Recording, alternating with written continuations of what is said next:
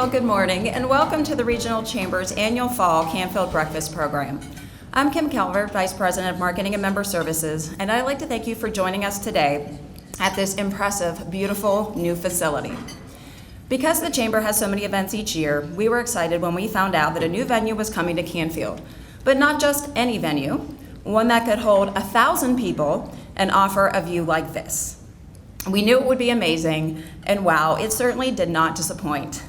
To Chuck Whitman and the team at CTW Development Corporation, and to Nancy Sullivan here at Waypoint, thank you for turning your extraordinary vision into a reality right here in the Canfield community. Can we please give them a round of applause?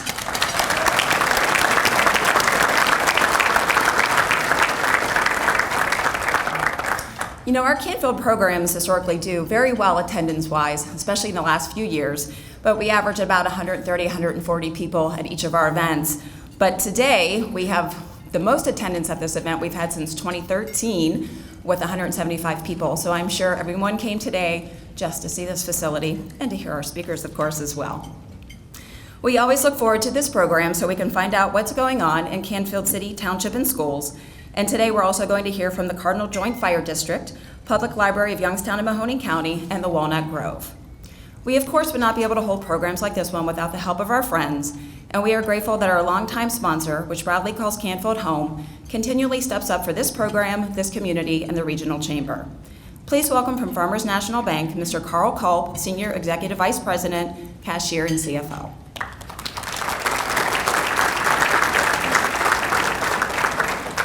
Thank you, Kim. Good morning, everybody. On behalf of Farmers National Bank, I would like to welcome everyone here to this morning's program. It's so nice to see so many familiar faces in the crowd today. As Kim mentioned, a special thank you goes out to Chuck Whitman for hosting us here at Waypoint 4180. This is a beautiful facility, and I can't wait to attend many community events in the future. And Chuck, I was just talking to your dad briefly. Mr. Whitman told me, you got to see the kitchen downstairs. It's extraordinary, so I'd like to do that someday. So as you know, Farmers is always proud to host Canfield Chamber events. And we are pleased to report that Farmers has had another great year. But I also know that we share in our successes, as many of you around here in the community have had a prosperous year as well.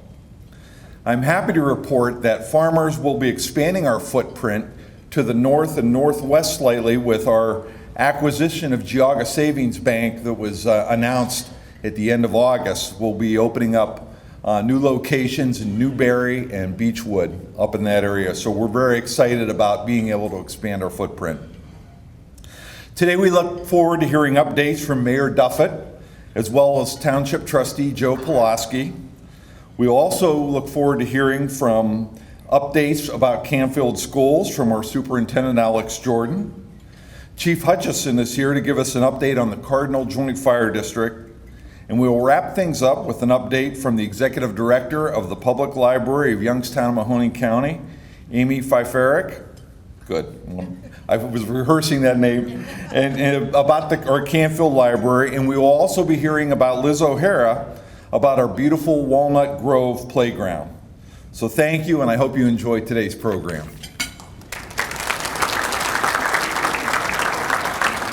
Carl, thank you, and to Farmers National Bank again for joining us this morning and so generously supporting our Good Morning and Good Evening Canfield programs each year. I would also like to take a moment to express my sincere gratitude to the Canfield Area Council of the Chamber, for without this group, our Canfield programs would not be what they've become over the years.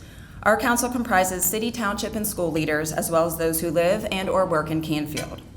Their passion for all things Canfield is astounding, and because of this group, Canfield is the only community in which we hold 2 programs each year and also present 2 awards to deserving businesses and individuals at our spring event. And it's because of this council that our Canfield programs are often unique, creative, and sometimes even a little fun. We very much appreciate their dedication to our organization and for the time and effort they put into events and into our community. Can we please give them a round of applause this morning?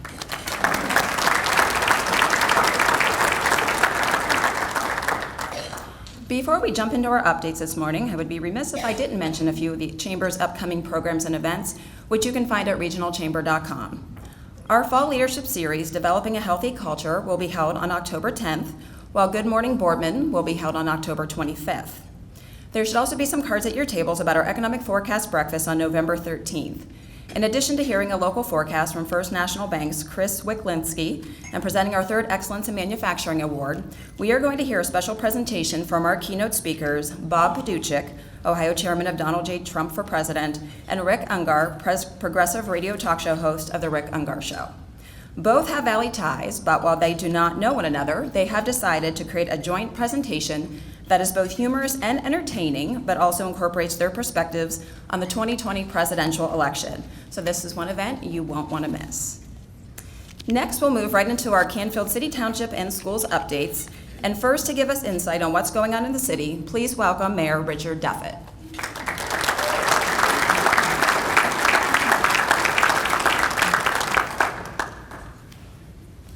Thank you, Kim.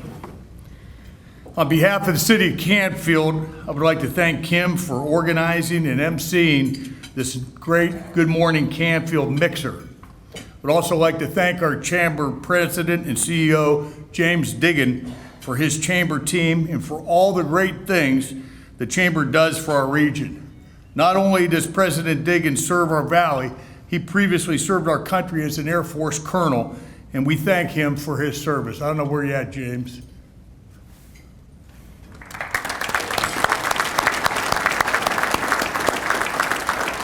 He was our former commanding officer of the Air Force Base, as most of you know.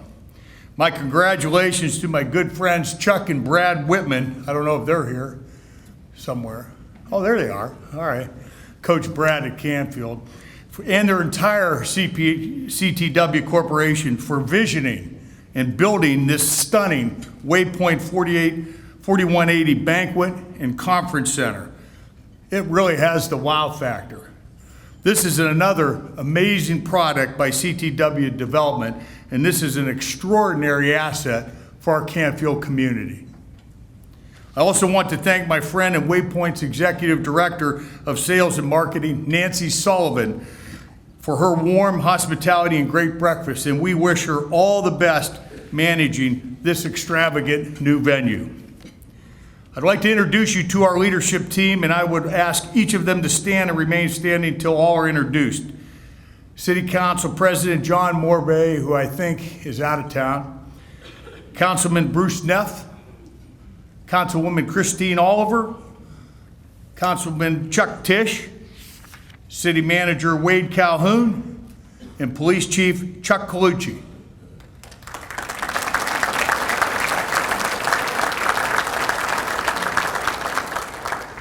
Thank you, gentlemen and lady. The focus of my speech this morning is not a mere update. We could send you some facts and stats and it would save you time. Rather, I want to talk about the uniqueness of Canfield. Now, I am biased and hardly impartial. My parents brought me to the same home in Canfield on 98 Neff Drive when I was just 5 days old, where 18 years later, I celebrated my graduation from Canfield High School. I loved and missed Canfield so much, I came back here after moving 10 times all over the world while on active duty with the United States Navy. And I came back to Canfield and once again to Neff Drive, who incidentally was developed by some great grandfather, I think, of Bruce, or great uncle or something. This time I came back with my wife Brenda. We bought a home just up the hill from my childhood home.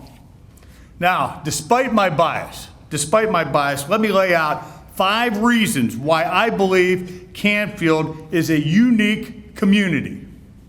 Number 1, business investment in the Canfield community. When speaking of business investments in Canfield, you need to look no further than our event sponsor. The Farmers National Bank is a great example of a business by locating their corporate headquarters right here on our village green. Farmers National Bank is a true local bank that has been a community focus since 1887. I salute them for making a long-term investment in Canfield and the city of Canfield. Thanks to Farmers National Bank for sponsoring this event. Others have joined the Farmers National Bank. Armstrong Cable is also investing in Canfield, and they are expanding here. Ace Hardware will soon be opening the doors at our Colonial Plaza. FJA developers will be building on the new Millennial Moments JED that we work with at the township at the western edge of the city. A second new residential development by Mr. Ed Reese will be located off 46 North between Dartmouth and Oak Tree.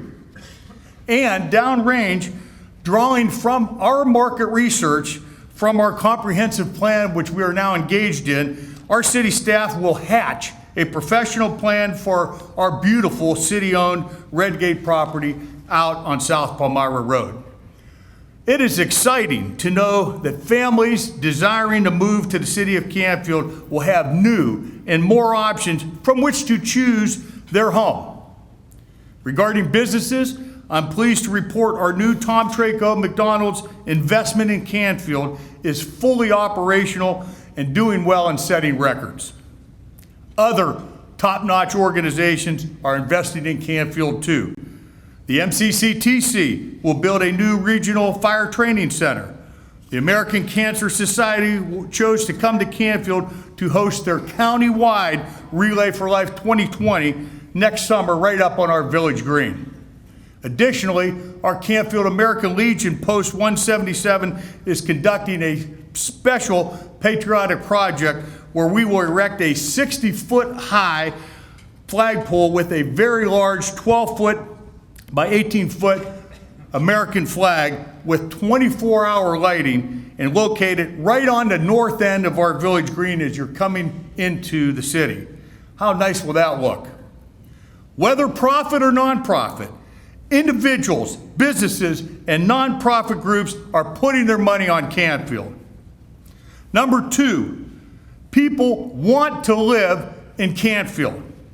Because our great schools, our charming city, and our small business expansions, our Safe Cities residential real estate market is sizzling.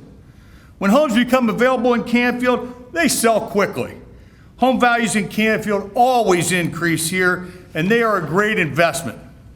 Number three, Canfield schools enjoy a national reputation for excellence. Education has always been a significant community value. You know, it could go back to the founding of Canfield by Connecticut Yankees. As you know, this area was once part of the state of Connecticut. We were the Western Reserve of that state and were settled by them. They were the same folks who founded Harvard, Yale, and Dartmouth universities. There's no doubt in my mind they brought their educational values to our city. What we called the Guide Building at the south end of our beautiful village green was once a normal school. A normal school is like the Bigley College of Education down at YSU. In Canfield, before any of us were born, Canfield was training teachers for public education. One of the reasons people stay and new families are attracted to and relocated to Canfield is the performance of our schools. Canfield is the only school district in the Mahoney County that is growing.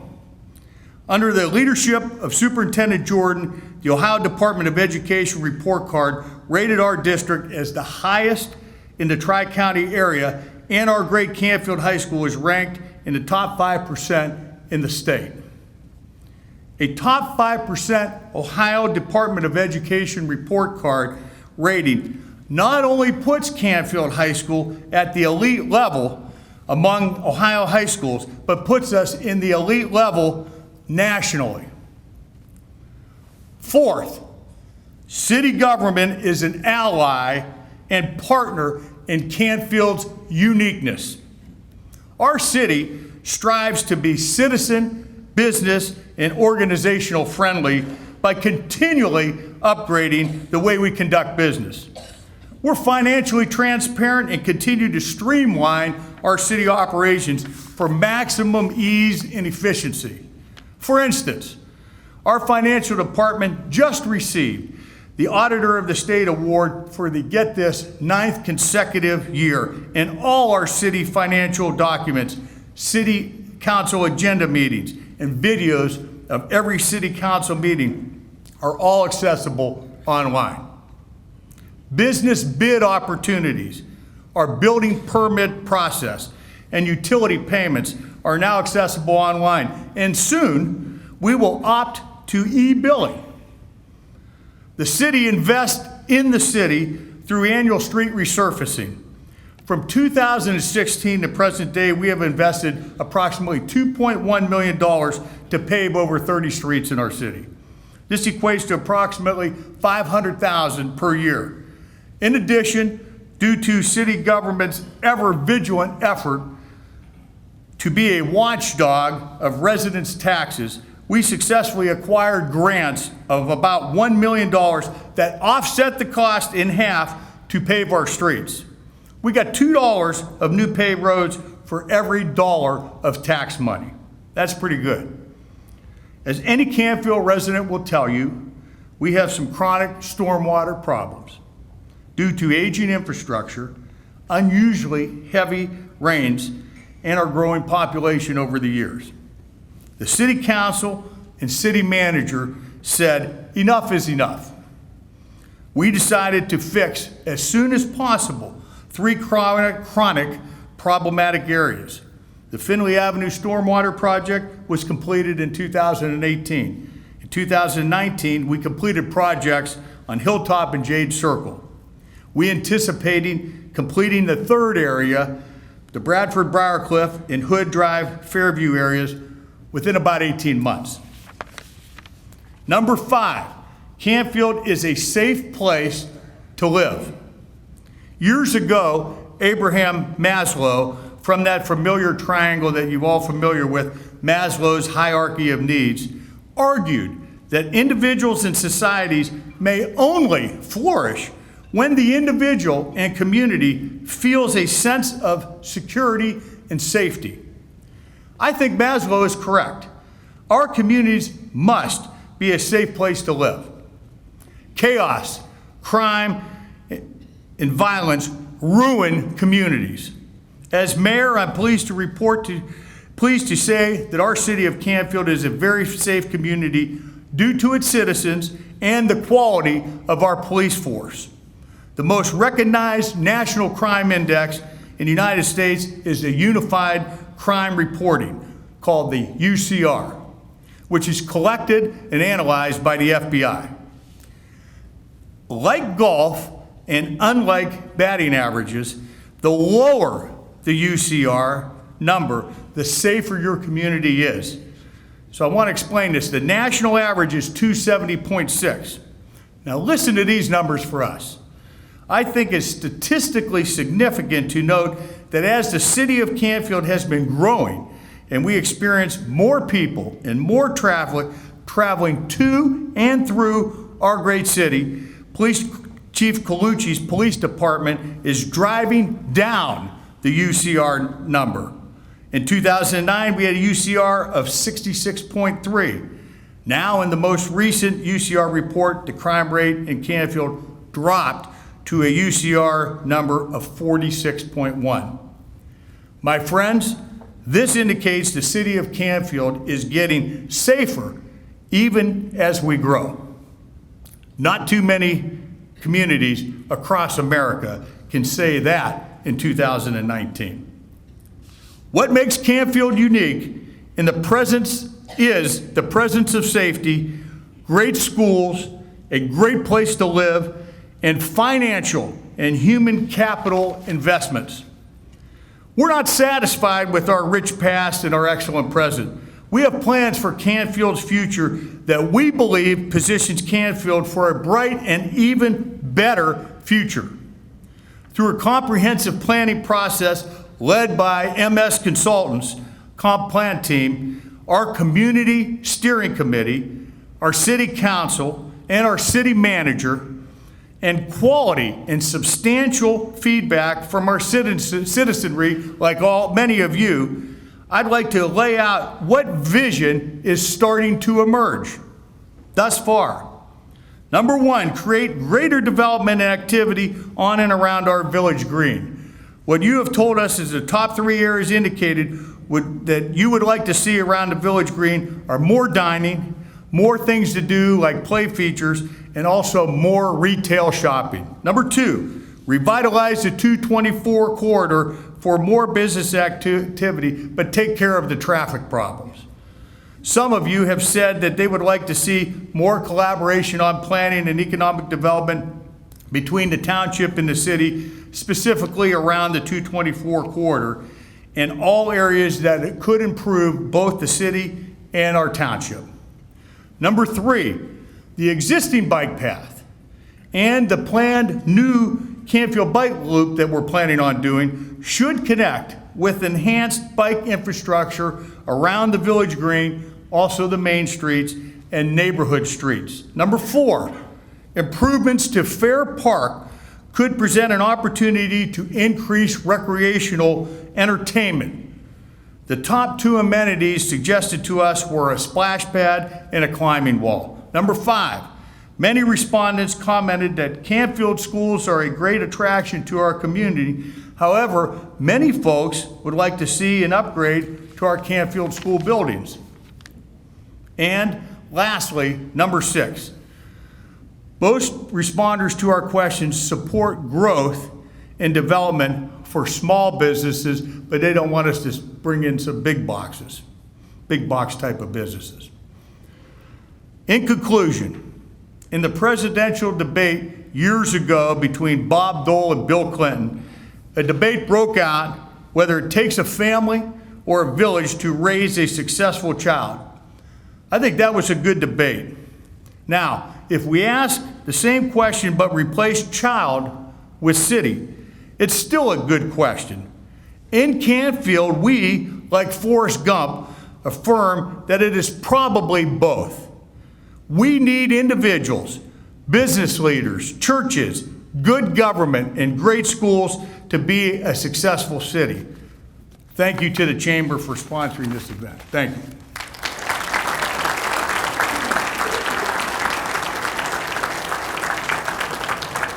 Thank you so much, Mayor Tuffet, for kicking off our morning with a great update and a list of great reasons why we're proud to call Canfield a great place to live, work, and play. It sounds like there are many more reasons coming. Next, for a look at what's happening in Canfield Township, we'll call on Trustee Joe Pulaski.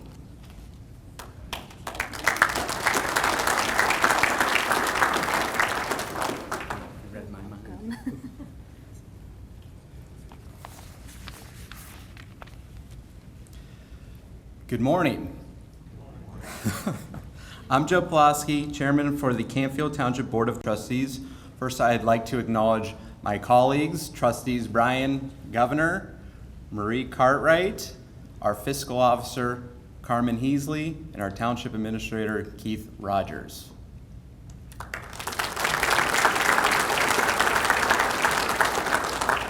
Okay, let's see what's going on in Canfield Township. Okay. Oh no. Oh no.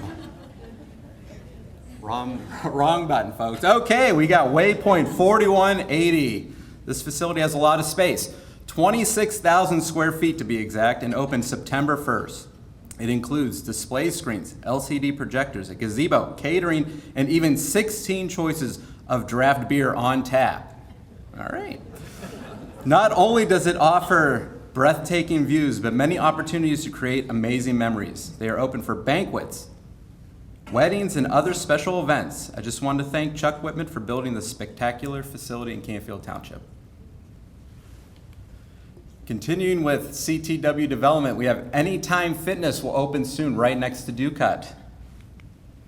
Verizon opened their new facility this summer at the corner of 224 and Raccoon Road. There are plans for a 3-tenant plaza to be constructed right next to the new Verizon store. Sheets renovated their building at the corner of 224 and Raccoon Road. They have a new facade and increased their kitchen size to better serve the community. This was completed earlier this summer. NAFA Development is clearing land for its newest endeavor on Ironwood Boulevard, which is the Villas on Macy Lane. This is a planned unit development that will consist of 29 individual villas. There will be a retention pond, open space, and a walking trail.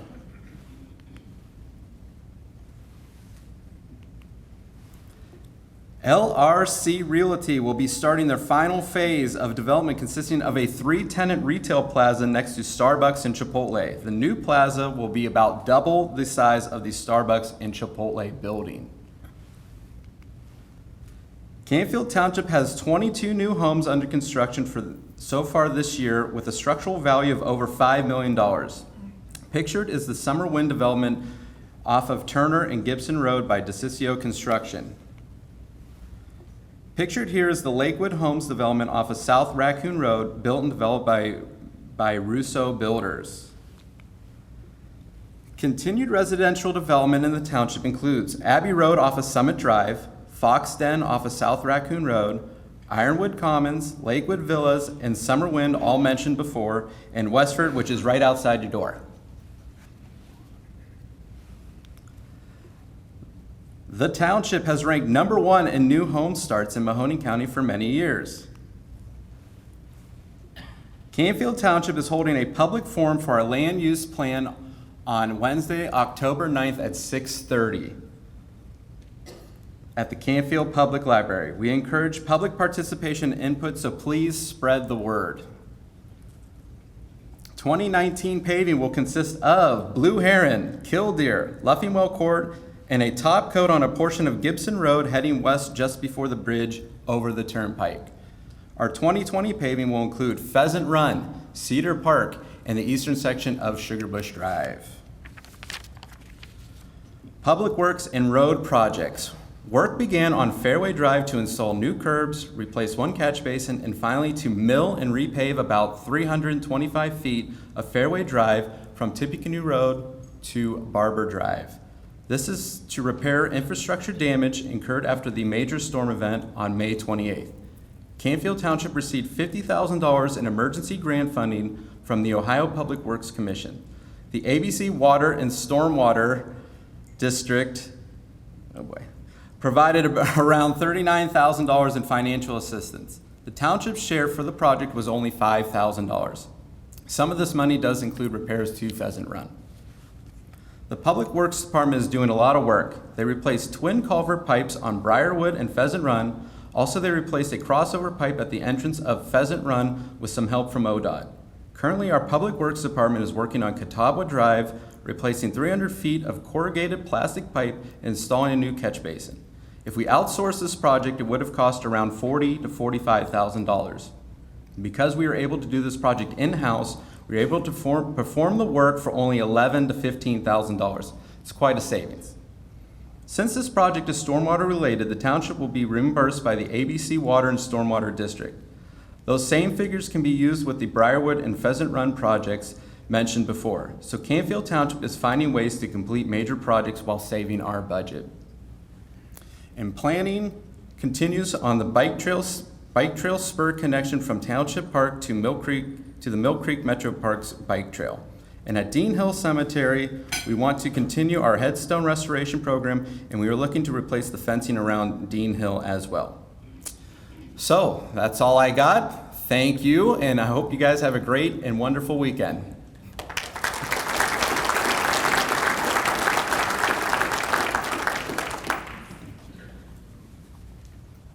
Thank you so much, Joe, for a great update this morning. It sounds like there's also lots of great things going on in the township.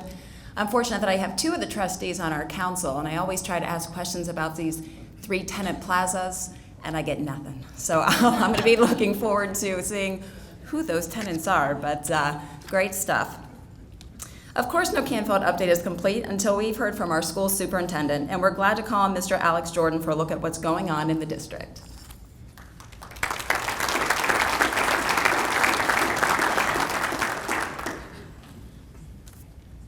Thank you, Kim. Everyone, welcome. Good morning. I'd like to first thank the Chamber. Always a great event. I will say this about the Whitmans, get a little insight. Work out every morning at Avalon Inn in Trumbull County, and the project manager of this site works out in the same facility. And as the time frame got shorter, as the event started to get closer that were scheduled here at this wonderful facility, the time that he needed to get ready in the morning kept getting close earlier and earlier and earlier. And I said, "What's going on? Why are you leaving so early today?" And he said, You don't understand who I'm working for here. He needs this place done. So what a great job. Under your leadership, you can tell everything's first class, so thank you. Chamber, Farmers National Bank, thanks for everything you do and sponsor these events. I'd like to first introduce our not only administrative team in the central office, but our school board. Today with us, we have Dave Wilkeson, Craig Olson. We also have administrative team members, Patty Prince and John Tullio. Periodically, I get the questions, why would you ever want to become a superintendent? And most recently, a few weeks ago, I was able to speak in English classes at the 8th grade level. And I was able to bring my daughter with me. And I got her up a little earlier these days. She's a freshman at YSU. And I said, "Hon, let's go. Let's get up in the morning." And she said, "Dad, I don't have to get up anymore. First class isn't until 9 o'clock. I said, "Well, our first class today is at 7:45. So you're coming in with me." So I was able to explain to them what a superintendent entailed, what it entailed as a job responsibility, but also as a father. And today I brought a couple guests with me just to let you know why I am who I am today, not only as a man, as a father, as an educational leader, and those are my parents. And you decide as you're growing up on who you want to be as an individual, what you want to be as a profession, and it's because of them I became an educator. My mom was a retired educator, started off 2nd grade and also ended up as a high school commercial teacher. But Dad is retired superintendent, and I was able to learn many different things from those two individuals, character building, morals, and how to treat people. And I want to thank them to creating me who I am today. And there's a few people that you want to please as you get up in the morning. And first off, the man upstairs. Secondly, yourself. You got to look at yourself in the mirror, and at least I do every morning and every afternoon, how we did as an individual, as a professional, but also your parents. They gave you your last name, and they raised you the best that they could. And every day, I want to thank them for showing me what to do. And especially teamwork. Teamwork's very important in our lives, in our profession, in our schools. We have a solid team, starts up at the top with Board of Education and administrative team. But we can't do this without you folks. I hear from that time and time again, Mayor Duffett, thanks for recognizing in your talk, Joe, what you do in the township. But if we don't work together, we don't create an environment where we are, in our opinion, the best location and the destination spot to educate your youngsters. You as alum, you as community members should be proud of our schools. We are still very solid and we continue to grow. Instead of showing a PowerPoint to you, I put handouts on your table so you can take it with you. Those are enhancements that we have created in our school system for the past 7 years since I walked through the doors of Canfield schools. So take a look at that. Those that are in red are things that just took place in the last 6 months. What we want to highlight for you, no, we don't take a break in the summertime. A lot of people think June, July, August, we take it easy and we don't have a whole lot going on. Actually, those are our busy months. Those are the times where we can get into the buildings, utilize our time and work with facilities, also staff development, and as an administrative team, develop goals for the future. So I want to highlight those red items for you. We've talked about several of these things over the past several years, and not only Good Morning Canfield, but Good Evening Canfield alike. So first off, report card. This is what we're in the business for, folks. This is what we're here for, is to educate our youth. Once again, we are the highest performing district in performance index in the Tri-County area. I don't want to say that lightly. We not only want to make sure that we're educating our youth, but we're utilizing our funds appropriately. We are a top 5% school district in the entire state of Ohio, but we also, at this point, only 2 school systems, let me repeat that, only 2 school systems are performing in performance index higher than Canfield local schools in the entire state that spend less than us. So we are number 3 when you look at cost per pupil. What does that say? It's enormous. We're getting the bang for our buck. It's because of the support from you folks that we can do what we can do in the classroom and throughout the school system. But that should speak volumes to you as a community. We're being good stewards of your tax dollars. I also want to highlight for you, we finally, a few years ago, were able to overtake Maplewood, and that school system is also led by the same heritage as I am, Greek heritage, so we take that very proud as we walk forward. But again, we've taken them over, and we've surpassed them as we move on. One other curriculum item, very pleased to do this, and we were able to do this utilizing technology. Foreign language. We talk about this constantly, that the earlier that you can expose a youngster to a foreign language, the more likelihood that they can retain and grow and their mind can develop. So we were able to bring Rosetta Stone to each of our 5th through 8th graders at CVMS. What's also interesting there, the youngsters were able to pick the foreign language that they would like to learn. So we have Arabic, we have French, we have Greek, we have Italian, we have Mandarin Chinese. We have over 50 foreign languages being taught in our CVMS middle school via technology. Now, how do we develop that as we move forward? We're looking at the possibility of not only creating an environment for that in the middle school, but extend that in the high school in years to come. That's not saying that we would like to remove foreign language out of our high school taught by educators, but it's an opportunity where our youth can learn online. How many of us go to college today? How many of your youngsters go to college today that don't take courses online?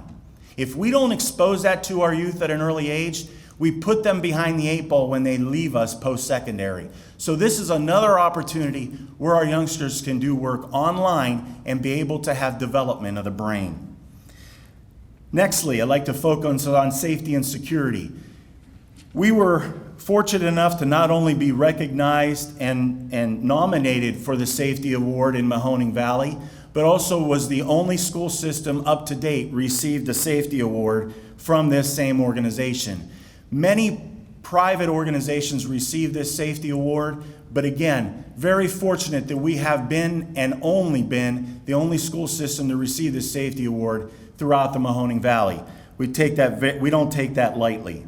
We upgraded our AEDs with the support of Chief Hutch and the Canfield Fire Department. We now have new AEDs that we not only are able to use within our schools if that need arises, but they tie in to those safety enforcement officers that come in and need to be able to work on someone. So their equipment is tied to our equipment throughout the school system, interior and exterior of the buildings.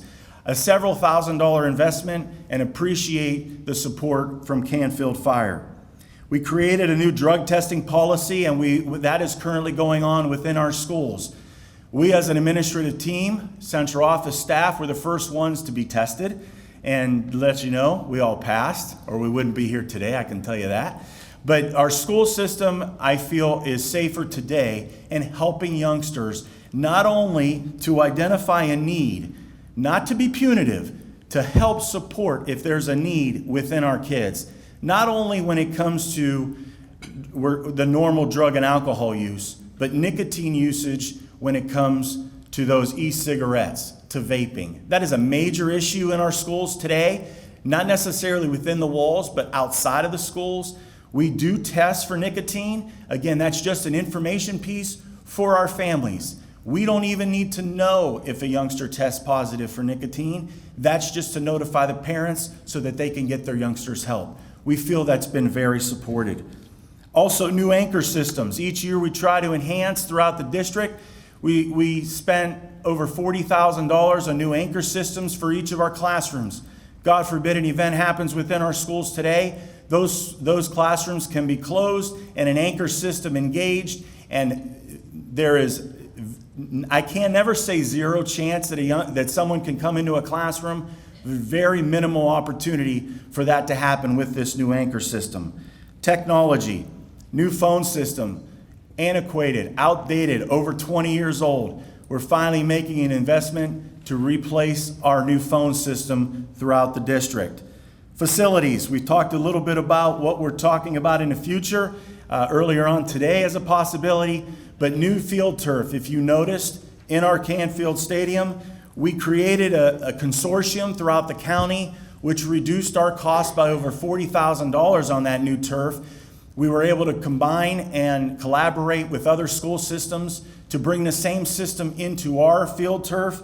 Our goal is to then utilize tax dollars, permanent improvement dollars, to enhance our current track. So that is our next step in the near future. And with this consortium, like I said, we were able to reduce a lot of our cost. Thanks again for all of your support. We try to condense this and keep within our 7 minutes the best that we can. Thanks again for everyone, and go in peace. Thank you.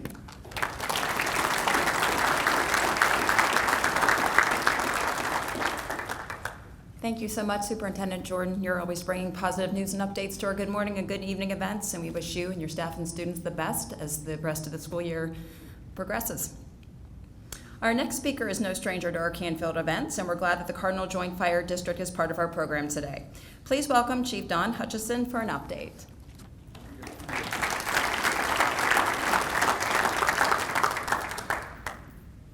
Making sure I know how to run this. Good morning. Thank you for allowing me to speak today. My name's Don Hutchison. For those of you who don't know me, I'm the fire chief here at Canfield Cardinal Joint Fire District. And if you don't know me and you want to talk to me, just holler Hutch, and I'll turn my head and I'll come talk to you. So anyways, what you see there currently is what our 3 crews on duty are using now. A year ago, we were running just with fire engines and paramedics on those fire engines. We've included now transporting ambulances. And it seems to be working out very good. We have ambulance at each station, paramedics at each station, and going on from there. You're right, Joe, it doesn't work. Yeah, okay. This spring, we were inspected by Insurance Service Organization, who does fire department ratings. They come in, they check the fire department, training records, equipment, everything from stem to stern in the fire stations. They also checked our dispatch through the Canfield Police Department. Worked out very good there too. Also the water, meaning Youngstown water, Canfield City water, and also Aqua water, as you see the new water tower here.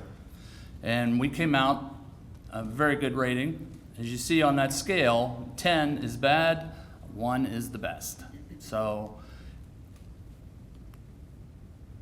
one more time. There we go. Okay, and what we come up with is if you live within 1,000 feet of a fire hydrant, you are considered a fire classification of 3, 1 being the best. Okay, or if you are living more than 1,000 feet away from a fire hydrant, you are being supplied by the fire department. We bring tankers, we bring drop tanks, sort of portable ponds, dump the water in there and suck the water out. That ISO rating is a 5. We were 3 points from a 4. So what our firefighters are doing out there is saving you money. Just with these 2 increases, we were a 4.6 5 years ago. What I'm being told by insurance people is a 5 to 8% decrease in your homeowners or your structure savings. So call your insurance company. Chuck, call them. This just come out this summer. So that's where we need to go from there. Okay. Next thing is we've completed our first year in transporting ambulance. You've seen it on the news, how long times to get an ambulance there to respond, even having to go in police cars. And that's what Youngstown's just talking of doing. Last year, we transported 947 patients. We have the documented savings from our medical billing company of $82,039.94. So that means the person who had the emergency, we billed their insurance or their Medicare, and from there, it's written off because they're already a taxpayer. They already pay into us. So that's the give back to Canfield residents from there. Okay. The most important thing I can tell you here today is the new cardiac arrest outcomes.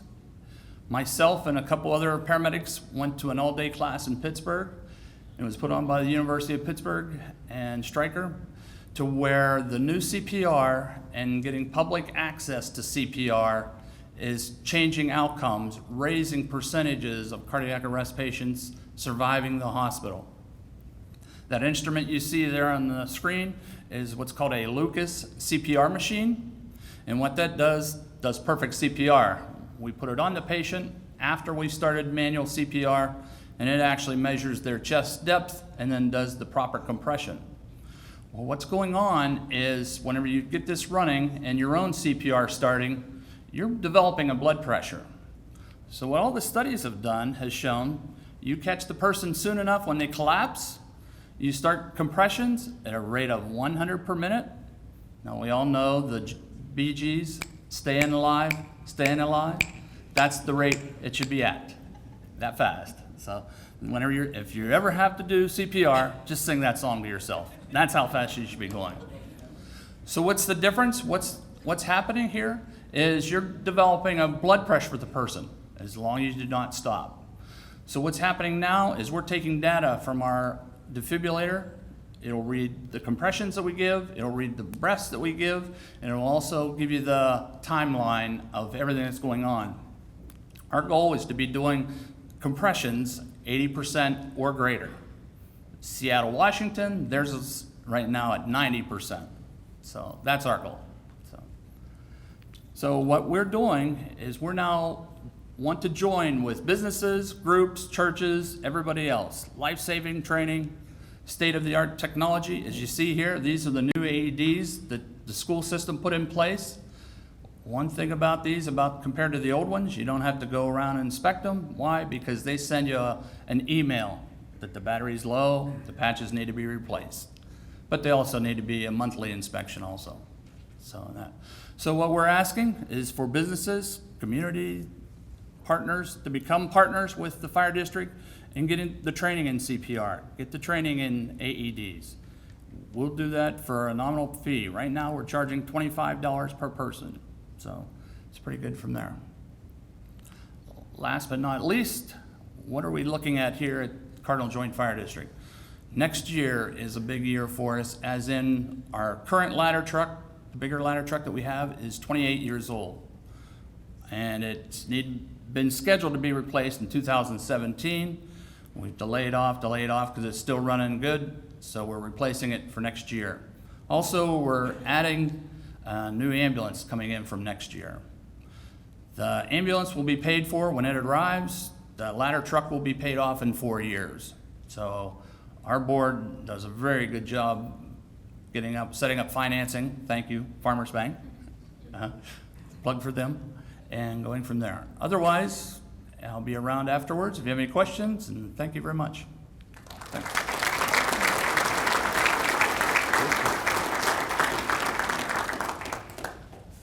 Thank you so much, Chief, for a great update this morning and lots of great information as well.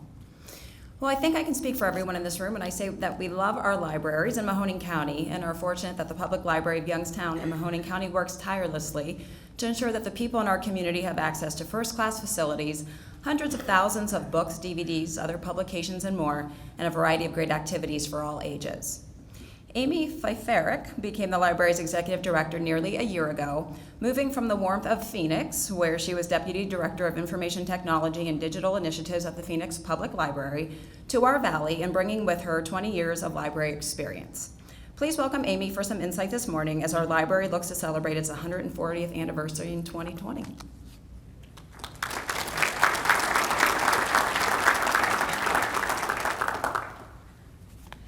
Thank you very much to the Chamber for having me today to speak to you all. And of course, as a proud Canfield resident myself, I'm so grateful to have such a facility in our community.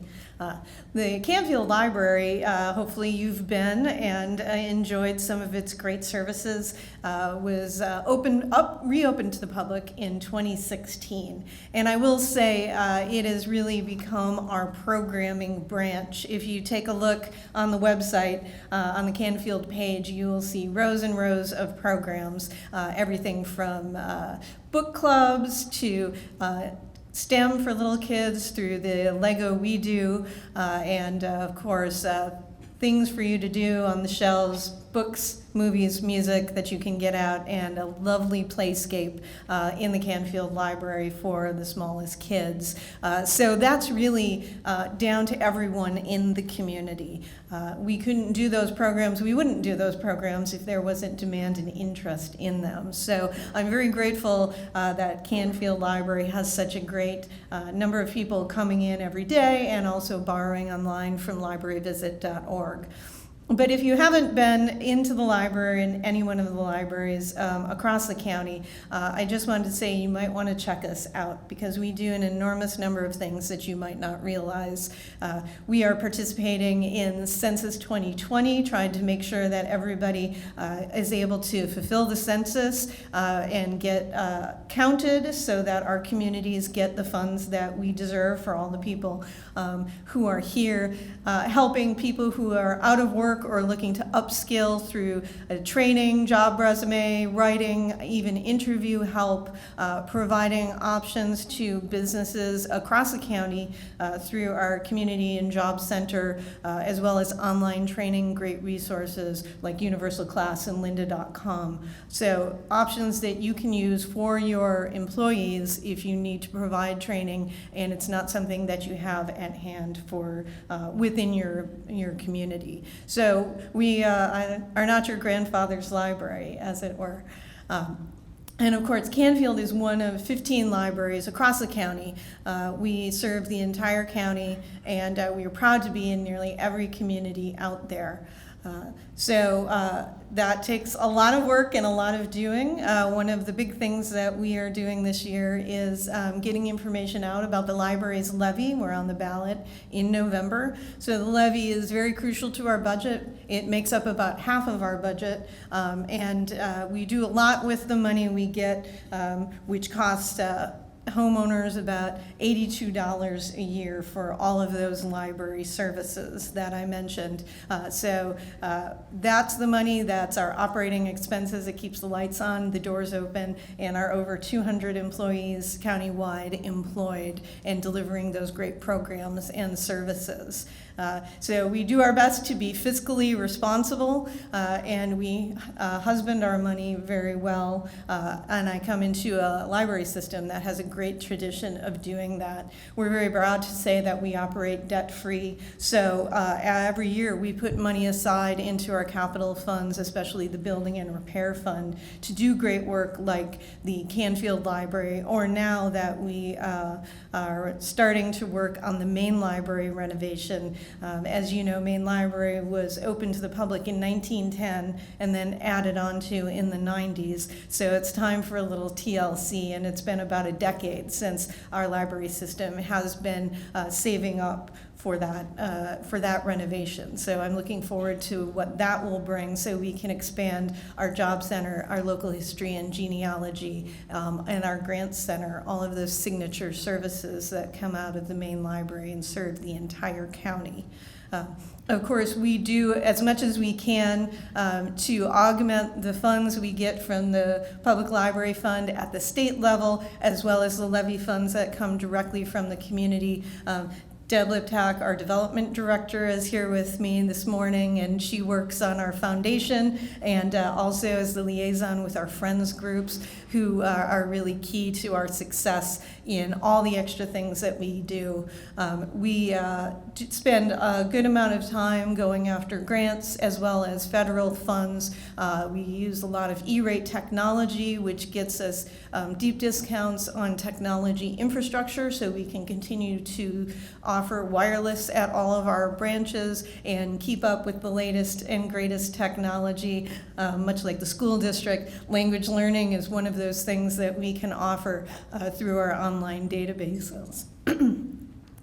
We've also looked for grants that will allow us to try out services that we want to make sure that are going to work well before we actually start investing them with taxpayer money. One of the things we've done in the last year is to bring our first social worker on board.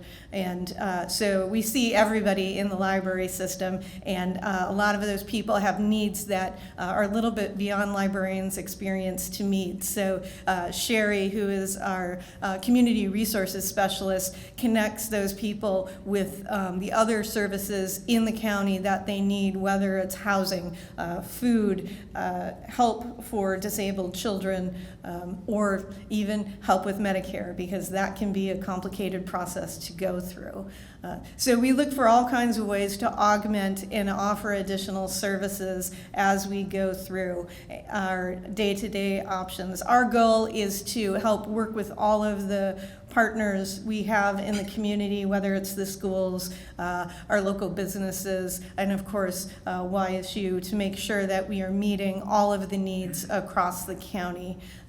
So if you haven't been to the library recently, please do check us out. And I will say, because you're going to see us, thankfully, in the Vindicator today at the Below the Fold. Unfortunately, we are having some interesting issues with publishers these days, and you'll find out more about that on the front page. So if you are an ebook reader, I will say check out the article, and if you're paying for your ebooks, check us out, because you can get your ebooks through us without having to go to that big retailer in the cloud.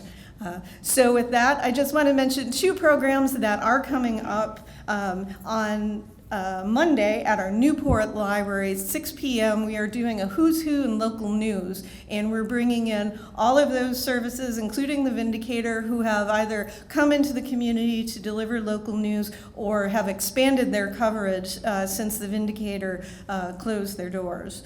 So please do come in. You'll get to hear from all of those, find out how their businesses have expanded so they can deliver local news, because we want you to be very well informed, as always. And then on the 24th, right here at Canfield Library, we are doing our Halloween event, Life Would Be Scary Without Your Library.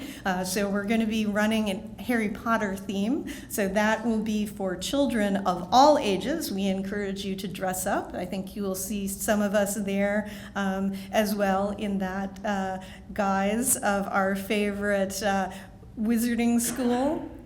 And if you're interested in our other events, at the back of the room I left an edition of October's Happenings, which lists everything happening across the county, as well as some I Love My Library yard signs, which are free to pick up. I didn't bring 175 of them, so if you find that you want one and they're not available, please stop by your local library and you can pick those up anytime. We'd be happy to see you. Thank you.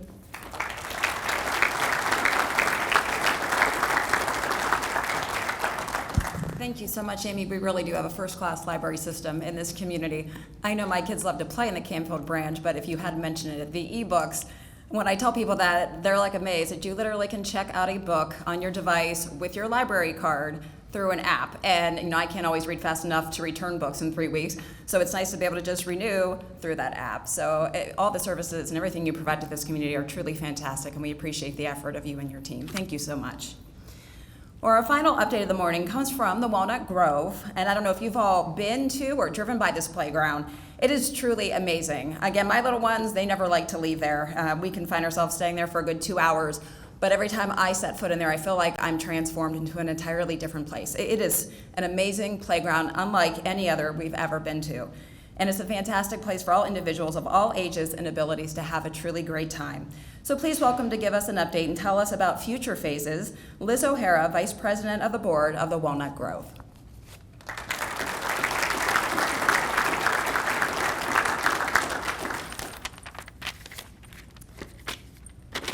Let's see if it stays there.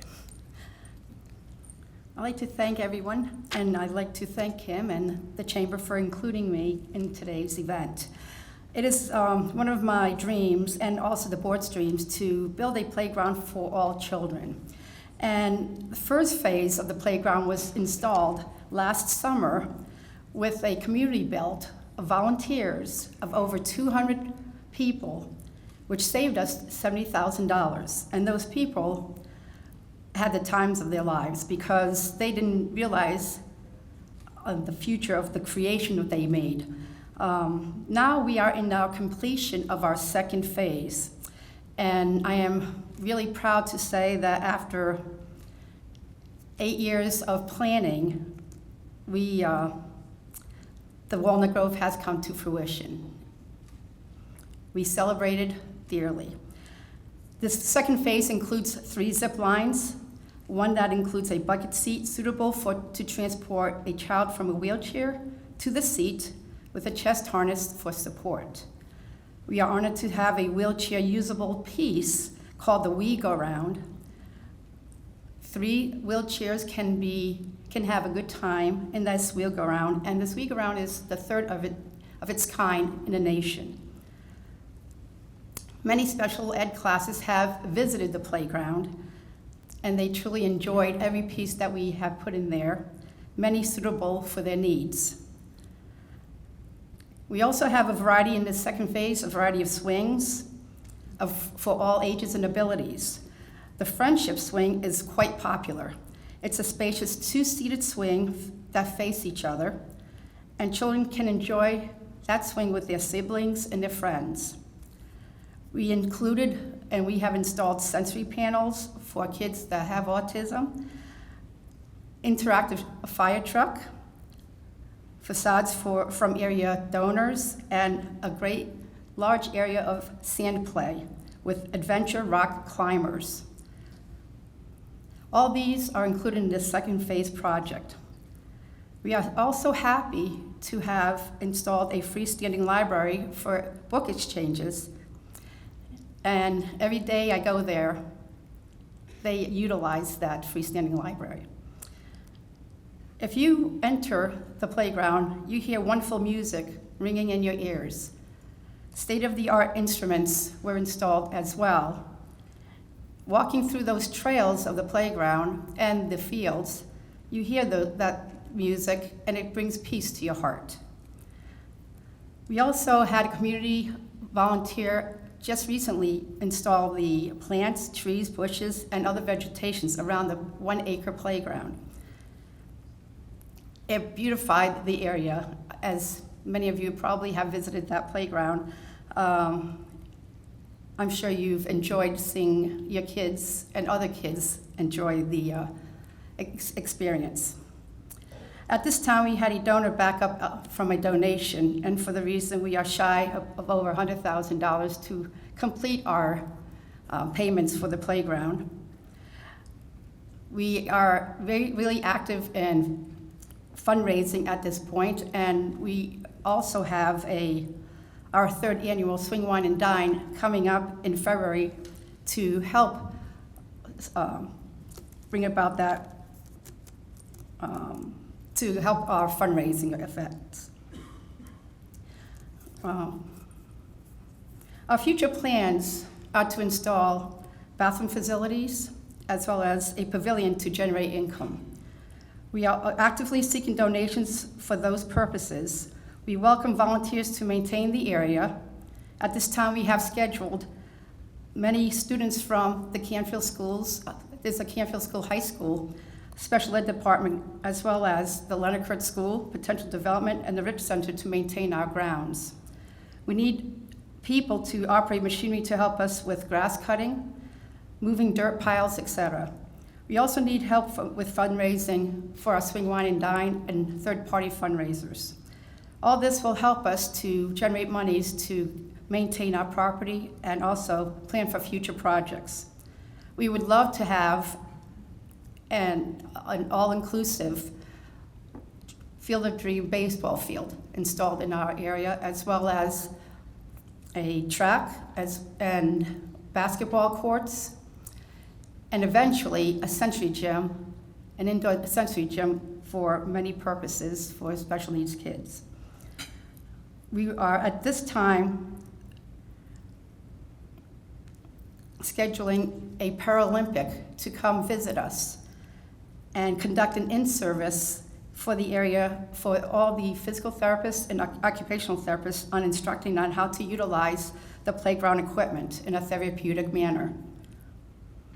The board truly appreciates the generosity given by the community. We, the board members of the Walnut Grove, would like to say to all of you, thank you. Thank you for all that you've done to give us a hand to make this dream possible. All kids play on this playground, but most importantly, kids with special needs. They need a place of inclusion. They need to belong. And Canfield, you made that happen for us. And I thank you very much.